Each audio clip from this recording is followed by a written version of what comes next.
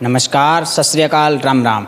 आप देख रहे हैं अभिषेक जाखड़ के साथ आरजे टीवी 24 की खास सीरीज, जिसमें हम आज बात करेंगे एक ऐसे नौजवान की जो एथलेटिक का खिलाड़ी था और फिर राजनेता बन गया। एक ऐसे नेता की जो कि प्रदेश के अंदर एक बड़े ही नेता के तौर पे उभर के आए। एक ऐसा नेता जो कि डॉक्टर बलराम जाखड़ को मात दे के मंत्री बना। वो कोई और नहीं, सुभाष जी महरिया हैं, जो केंद्र सरकार के अंदर मंत्री रहे हैं। नमस्कार सुभाष जी, आपका आरजे टीवी 24 की खास सीरीज में स्वागत है। नमस्कार जी। सुभाष जी, हम शुरुआत करते हैं आपके राजनीतिक सफ़र की। तो आप 3 बार लोकसभा से सांसद रहे हो और अटल जी की सरकार में आप केंद्रीय मंत्री भी रहे हो। तो आप एथलेटिक के खिलाड़ी होने के बावजूद आप राजनीति में आए, तो क्या कारण रहे और आपका वहाँ तक का सफ़र कैसे रहा? देखिए, एक एथलीट जो है वो आउटस्टैंडिंग प्लेयर होता है। एथलीट किसी भी फील्ड में फिट हो सकता है, काम कर सकता है, क्योंकि एथलीट के पास स्टेमिना होती है, स्ट्रेंथ होती है और स्पीड होती है। और उसके साथ में एथलीट के पास में बहुत प्रैक्टिस करने के लिए मेहनत करने की ज़रूरत पड़ती है और पेशेंस की ज़रूरत पड़ती है। और राजनीति में इन सब बातों की आवश्यकता होती है। इसलिए राजनीति में आना स्वाभाविक है, क्योंकि पारिवारिक रूप से, राजनीतिक रूप से हमारा परिवार दशकों से जुड़ा हुआ है। आपने पारिवारिक की बात की, तो आपके आदरणीय ताऊजी रामदेव जी महरिया जो यहाँ से 7 बार विधायक रहे हैं, और उनकी बात करें तो उनका एक किस्सा सुना है मैंने कि वो यहाँ सीकर के जो राजा थे कल्याण सिंह जी, उनको कर्ज दिया करते थे। तो उसमें कितनी सच्चाई है और उनके बारे में क्या क्या है सच्चाई, वो सर हमारे दर्शक जानना चाहते हैं। देखिए, हमारे दादाजी पूज्य शिवबख्श राम जी, गणपत राम जी, उस ज़माने में बड़े किसान थे और लेन देन का काम हमेशा से करते थे। मैं ये तो नहीं कह सकता किसको कर्जा देते थे, किससे लेते थे, लेकिन आज भी लोग याद करते हैं कि हमें ज़रूरत पड़ती थी, उनसे लेकर आते थे, देकर आते थे, और लोग बहुत सम्मान के साथ उनका नाम लेते हैं। ऐसे बड़े बड़े परिवार भी थे, उनमें ये भी हो सकता है। चलो ठीक है सर, ये किस्सा क्या हमने सुना था। अब शुरुआत करते हैं आपके राजनीतिक सफ़र के बाद। सर, आप जब चुनाव लड़ रहे थे तो आपके सामने कांग्रेस के बड़े नेता थे बलराम जी जाखड़, उनको मात देकर आप चुनाव जीते थे। तो उस समय आपका संघर्ष कैसा था और आपने लोगों ने जो आप पे विश्वास जिताया वो कैसा था? देखिए, पहला इलेक्शन तो 96 में पार्लियामेंट का मैंने जब फाइट किया था, वो डॉक्टर हरी सिंह जी के साथ था। डॉक्टर हरी सिंह जी कांग्रेस के प्रत्याशी थे, मैं बीजेपी का प्रत्याशी था, और उस इलेक्शन में डॉक्टर हरी सिंह जी सीकर से सांसद बन करके। उसके बाद 98 का इलेक्शन जो हुआ, उसमें फिर डॉक्टर हरी सिंह जी कांग्रेस के कैंडिडेट थे, मैं बीजेपी का कैंडिडेट था, और उसमें सीकर लोकसभा क्षेत्र की जनता ने मुझे आशीर्वाद देकर पहली मर्तबा लोकसभा में भेजा। जो सवाल आपने पूछा है डॉक्टर बलराम जाखड़ साहब का, वो चुनाव 1999 का था, 1999 का, जिसमें डॉक्टर बलराम जाखड़ साहब सीकर से 84 में आप एमपी रहे थे और 91 में आप सीकर से एमपी रहे थे। वो 99 के इलेक्शन में सीकर लोकसभा क्षेत्र से मुझे सीकर लोकसभा क्षेत्र की जनता का, कार्यकर्ताओं का, नेताओं का, सबका सहयोग और आशीर्वाद मिला और पार्लियामेंट में मैं जा पाया।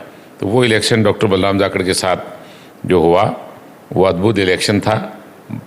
उस इलेक्शन की चर्चाएं पूरे देश भर के जो सबसे महत्वपूर्ण 2, 4, 5 इलेक्शन थे उनमें होती थी, और पूरे देश भर में वो एक चर्चा का विषय था। मेरा जैसा साधारण कार्यकर्ता जनता के आशीर्वाद से पहुंच पाया। मुझे तो इतना ही कहना है। सीकर के जाट समाज की बात करें तो सीकर में जाट आरक्षण आप ही की देन है, इसको लेकर आप क्या कहना चाहोगे? देखिए, जाट आरक्षण की जब बात चलती है, जाट आरक्षण की शुरुआत जो है वो बहुत पहले हो गई थी कि आरक्षण मिलना चाहिए। जब आदरणीय देवेगौड़ा जी प्रधानमंत्री थे, उस समय रामवालिया जी उस समय श्रम मंत्री थे, उस समय जाट आरक्षण के लिए आवाज़ उठी थी कि ओबीसी में जाट को भी लिया जाना चाहिए। जाट भी खेती खलिहान का काम करता है, दूसरी जातियां जिनको लिया गया वो भी खेती खलिहान का काम करती हैं, वो वंचित रह गया, इसलिए उसको शामिल किया जाना चाहिए। पूरी रिपोर्ट बनी और वो रखी गई। उसके बाद कई रिपोर्टें बनती रही। जब 99 का इलेक्शन हुआ, उससे पहले सीकर में बड़ी सभा हुई। तत्कालीन प्रधानमंत्री माननीय अटल बिहारी वाजपेयी साहब सीकर आए थे और उन्होंने सीकर में ये कहा कि जाट को आरक्षण मिलना चाहिए था, वंचित रह गए, और अगर मेरी सरकार बनेगी तो ज़रूर इस पर विचार होगा। और वो विचार का रूप जो है वो 13 अक्टूबर 1999 को उनकी सरकार बनी, और सरकार बनने के 1 महीने के भीतर ही उन्होंने आरक्षण का लाभ जाट वर्ग को, जाट समुदाय को दिया, जो राष्ट्रीय स्तर पर मिला। राजस्थान के जाट को जो आरक्षण का लाभ है वो राष्ट्रीय स्तर पर भी है और प्रदेश स्तर पर भी है। सर, आपके राजनीतिक सफ़र की बात करें तो आप बीजेपी में आपका अच्छा राजनीतिक सफ़र चल रहा था, तो उसके बावजूद आपने कांग्रेस में जाना उचित क्यों समझा?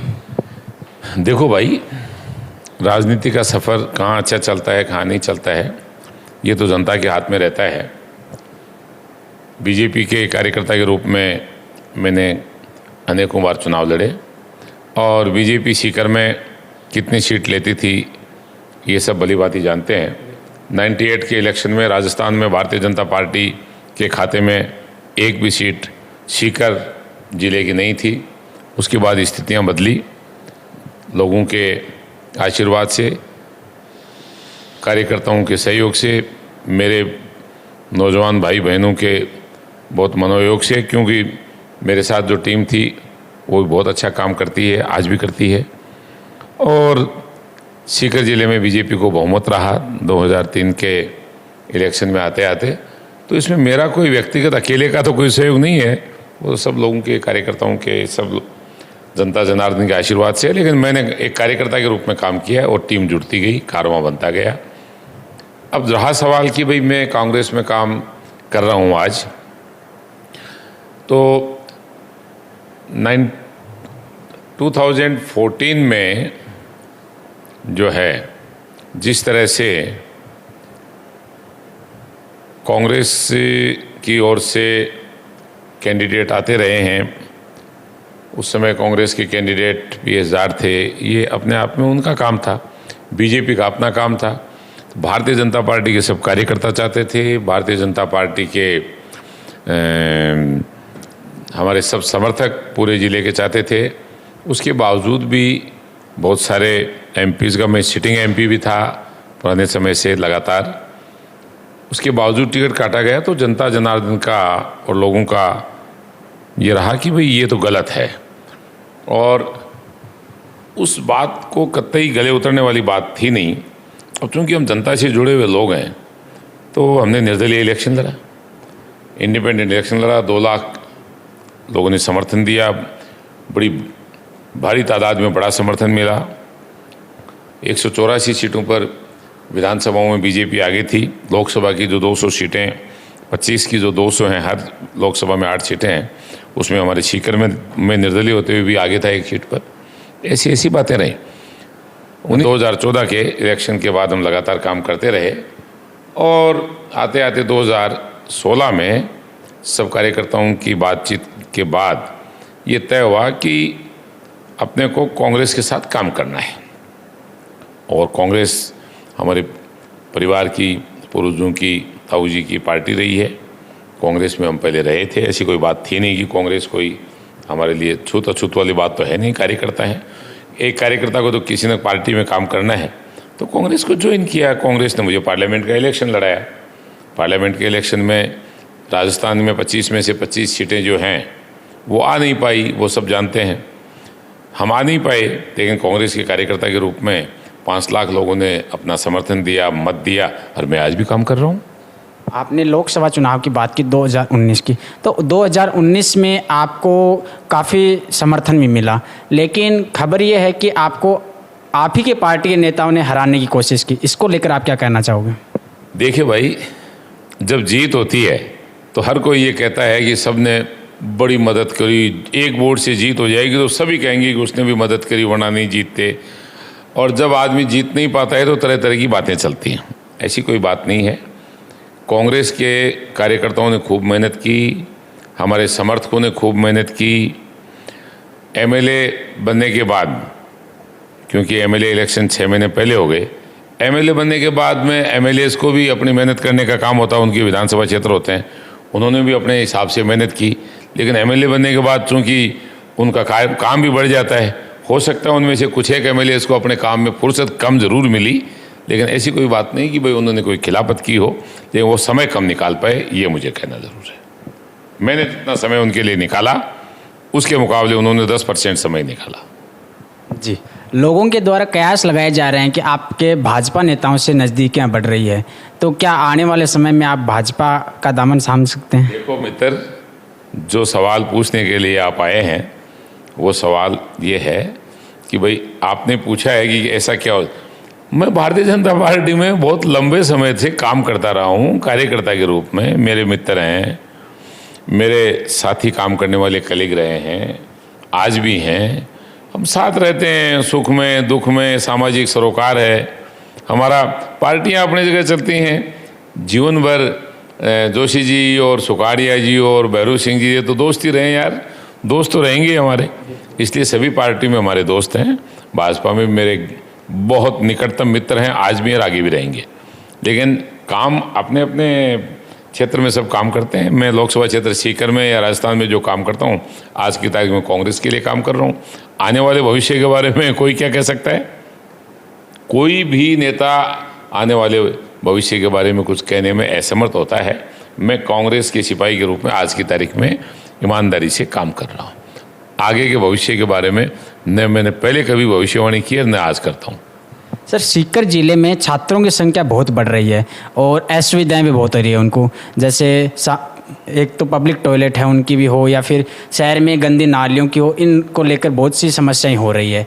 तो इसमें आप समस्याएं को लेकर छात्रों को आप क्या कहना चाहोगे? छात्रों को तो क्या कह सकते हैं, पढ़ाई के लिए छात्रों को आना है। सीकर एजुकेशन हब है। सीकर नगर परिषद की जो स्ट्रेंथ है उसमें 1 सवा लाख छात्रों की स्ट्रेंथ जो रजिस्टर्ड तो नहीं है, लेकिन छात्रों को पूरी सुविधाएं मिलनी चाहिए। उनके लिए सारे पब्लिक सेंटर्स वगैरह जो भी हैं, पब्लिक फैसिलिटीज़ जो हैं वो उनको मिलनी चाहिए। नालियों की व्यवस्थाएं सीकर में काफ़ी बड़ी हैं, पहले के मुकाबले बहुत काम हुआ है, लेकिन दबाव बहुत ज़्यादा है। अन्य शहरों की तुलना में सीकर में दबाव एकदम से डबल आया है। इसलिए हम प्रयास करेंगे कि केंद्र सरकार और राज्य सरकारों से कि यहाँ पैसा भी डबल आए और छात्रों को सारी सुविधाएं दी जा सके, इसके लिए हम प्रयास करेंगे सब मिलकर। जी सर, मेरा एक सवाल ये है कि आने वाले चुनाव में आपके मुख्य एजेंडे क्या रहने वाले हैं? देखो दोस्तों, मेरा तो पहले से भी कहना है और आज भी कह रहा हूँ कि आर्थिक आधार जब तक समानांतर नहीं होगा तब तक पूरी खुशहाली आ नहीं सकती। आर्थिक आधार का मतलब ये है कि क्षेत्रफल और जनसंख्या के लिहाज से केंद्र सरकार और राज्य सरकार के धन का आवंटन और बंटवारा। ग्रामीण परिवेश में रहने वाले 70% जनसंख्या के साथ 30% आर्थिक बंटवारा आ पाता है, 30% राशि उनको मिल पाती है। बड़े महानगरों में रहने वाले 30% लोगों के लिए 70% का बंटवारा है। इसका पुनर्मूल्यांकन होना चाहिए, पर हेड पैसा तय होना चाहिए और जनसंख्या के लिहाज से पर हेड सरकार का पैसा हर व्यक्ति पर बराबर लगना चाहिए। ये जब तक नहीं होगा तब तक देश में बराबर खुशहाली आ नहीं सकती। आज भी एक हैंडपंप के लिए ज्ञापन लिए लोग खड़े हैं और दूसरी ओर जो महानगर में उनको यही पता नहीं कि हैंडपंप होता क्या है। इसलिए मेरा इसमें सटीक कहना है कि भाई ये चाहे कोई पार्टियां हों, इनको इस बारे में विचार करना। नंबर 2, पानी। राजस्थान क्षेत्रफल के लिहाज से देश का सबसे बड़ा प्रदेश, 3,28,000 वर्ग किलोमीटर का राजस्थान। पानी का हिस्सा 10% होना चाहिए हमारा। हमारी हिस्सेदारी है सिर्फ 1% से भी कम। ज़मीनी सतह का पानी जिसको हम वाटर लेवल जो है उसका टेबल बिल्कुल नीचे चला गया है। इसलिए हमारे को पानी की व्यवस्था के लिए ड्रिंकिंग वाटर खास तौर से, उसके बाद में सिंचाई की बात है, तो ड्रिंकिंग वाटर के लिहाज से हमें नदी जोड़ने की बात हो, दूसरे प्रदेशों में जहाँ बहुतायत है पानी की, वहाँ से लाने की बात हो, इस पर पैसा खर्च करने की ज़रूरत है। और ये रुपया राज्य सरकार और केंद्र सरकार को आपस में एक जॉइंट वेंचर बना के बड़ा खर्चा करने की ज़रूरत है। कम से कम 5 लाख करोड़ रुपया खर्च होगा, तब आम आदमी को पानी मिल पाएगा, वरना राजस्थान से पलायन होने की नौबत आ चुकी है। लातूर से भी ज़्यादा यहाँ हालात ख़राब होने की स्थिति में आज खड़े हैं। इसलिए पहला काम है कि पानी बाहर से आए, वरना ज़मीनी सतह का पानी लुप्त हो चुका है। और इसके लिए मैं प्रयासरत हूँ, मैं चाहे पोस्ट पे हूँ या नहीं हूँ, इसके लिए मैं ज़बरदस्त प्रयासरत हूँ। जी सर, मेरा आखिरी सवाल ये है, आप हमारे चैनल के माध्यम से प्रदेशवासियों को क्या संदेश देना चाहोगे?